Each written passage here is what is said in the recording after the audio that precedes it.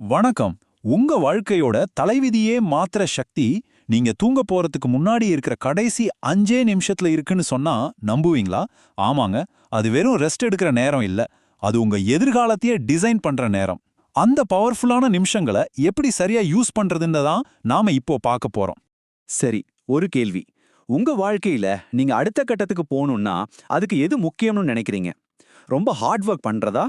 இல்ல பயங்கரமான அறிவா? இதெல்லாம் இல்லாம வேற என்னவா இருக்கும்? பதில் கேட்டா கண்டிப்பா ஆச்சரியப்படுவீங்க. அது என்னன்னா, நீங்க தூங்க போறதுக்கு முன்னாடி இருக்கிற அந்த கடைசி 5 நிமிஷம் தான். ஆமாங்க, அந்த நேரத்துல தான் உங்க எதிர்காலத்துக்கான அஸ்திவாரத்தையே நீங்க போடுறீங்க. இது எப்படி சாத்தியம்? வாங்க உள்ள போய் பார்க்கலாம். முதல்ல தூக்கத்தோட அந்த ரகசிய சக்தி என்னன்னு புரிஞ்சுக்க போறோம். அப்புறம் ஒரு 3 ஸ்டெப்ஸ்ல நம்ம மனசை ரெடி பண்ணுவோம். அதாவது பழசை விட்டுட்டு புதுசை உருவாக்கி நம்மள நாமளே புதுப்பிச்சுக்குவோம். கடைசியா வெற்றிக்கான விதையை எப்படி நடுறதுன்னு பார்க்க போறோம். சரி, பகுதிக்குள்ள போலாம். உறக்கத்தோட ரகசிய சக்தி. தூங்க போறதுக்கு முன்னாடி இருக்கிற நேரம் ஏன் இவ்ளோ பவர்ஃபுல்? பதில் ரொம்ப சிம்பிள். நம்ம கிட்ட இருக்கிற 2 மனசுல தான் அந்த ரகசியமே இருக்கு. பாருங்க, நம்ம தூங்கும்போது நம்ம கான்ஷியஸ் மைண்ட், அதாவது விழிப்பு மனம், அதுவும் நம்ம கூடவே ரெஸ்ட் எடுக்கும். ஆனா நம்ம ஆழ் மனம், சப்கான்ஷியஸ் மைண்ட், அதுக்கு தூக்கமே கிடையாது. அது 24/7 முழிச்சுக்கிட்டே இருக்கும். இந்த பிரபஞ்சத்தோட ஒரு கனெக்ஷன்ல இருக்கும். இதுதான் இங்க இருக்கிற முக்கியமான விஷயமே. இங்க தான் ஒரு ட்விஸ்ட் இருக்கு. நம்ம ஆழ் மனசுக்கு எது நிஜம் எது பொய்னு பிரிச்சு பார்க்கவே தெரியாது. நீங்க எதை ரொம்ப ஆழமா நம்பி சொல்றீங்களோ அதை ஒரு ஆல்ரா எடுத்துக்கும். அப்புறம் அதை உண்மையாக்குறதுக்கு அதோட வேலையை ஆரம்பிச்சிடும். கிரேசி இல்ல? சரி, இப்போ முதல் படிக்கு வருவோம். ஒரு நல்ல விதைய விதைக்கிறதுக்கு முன்னாடி நிலத்துல இருக்கிற தேவையில்லாத செடியெல்லாம் புடுங்கிடுவோம் இல்லையா? அதே மாதிரி தான் நம்ம மனசுல இருக்கிற நெகட்டிவ் எண்ணங்களை முதல்ல க்ளீன் பண்ணணும். இத 2 வழியில செய்யலாம். ஒன்னு கிராட்டிடியூட், அதாவது நன்றி உணர்வோட இருக்கிறது. 2வது நாள் முழுக்க மனசுல வச்சிருந்த பாரத்தையெல்லாம் இறக்கி வைக்கிறது.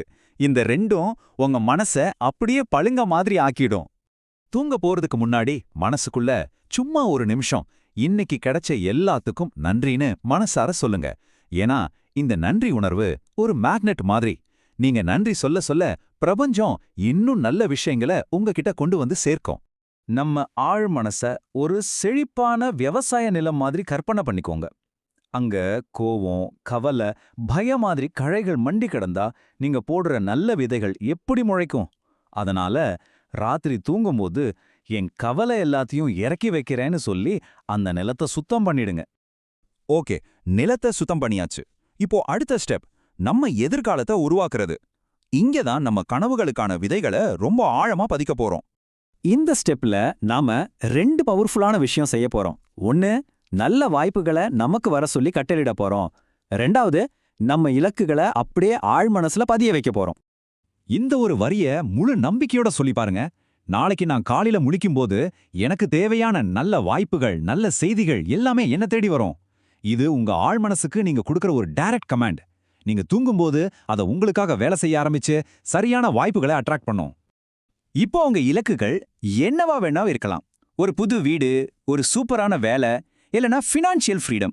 எதுவா இருந்தாலும் சரி, அந்த இலக்க நீங்க ஏற்கனவே அடைஞ்சிட்ட மாதிரி ஒரு காட்சிய மனசுக்குள்ள ஓட்டி பாருங்க.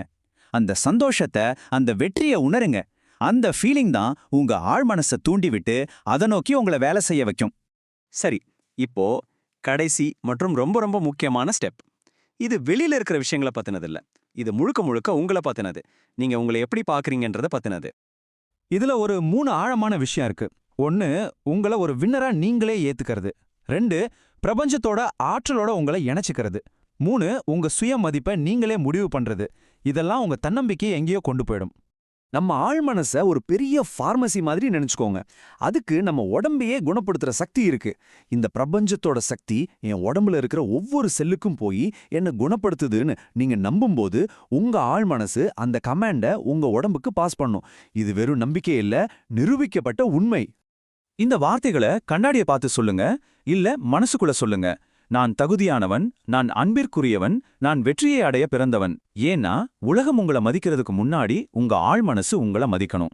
நீங்க உங்களை ஒரு வின்னரா நம்ப ஆரம்பிக்கும்போது உங்க ஆழ் மனசு அதை உண்மையாக்கும். உங்க மொத்த ஆட்டிடியூடே மாறிடும் பாருங்க. சரி, இப்போ நாம கடைசி பகுதிக்கு வந்தாச்சு. இதுவரைக்கும் நாம பார்த்ததெல்லாம் வெறும் இன்ஃபர்மேஷன் இல்ல. இதெல்லாம் உங்க வாழ்க்கைய மாத்த போற டூல்ஸ். ஆனா ஒன்னு தெரிஞ்சுக்கோங்க, ஒரு விஷயத்தை தெரிஞ்சுக்கிறதுக்கும் அதை செஞ்சு பார்க்கறதுக்கும் நடுவில் ஒரு பெரிய வித்தியாசம் இருக்கு. இந்த கணக்கு பாருங்களேன். இந்த மாதிரி ரகசியங்களை தெரிஞ்சு வச்சிருக்கிறவங்க கோடிக்கணக்கான பேரு. ஆனா இத ஒவ்வொரு ராத்திரியும் விடாம செய்யறவங்க சில 1000 பேர் தான்.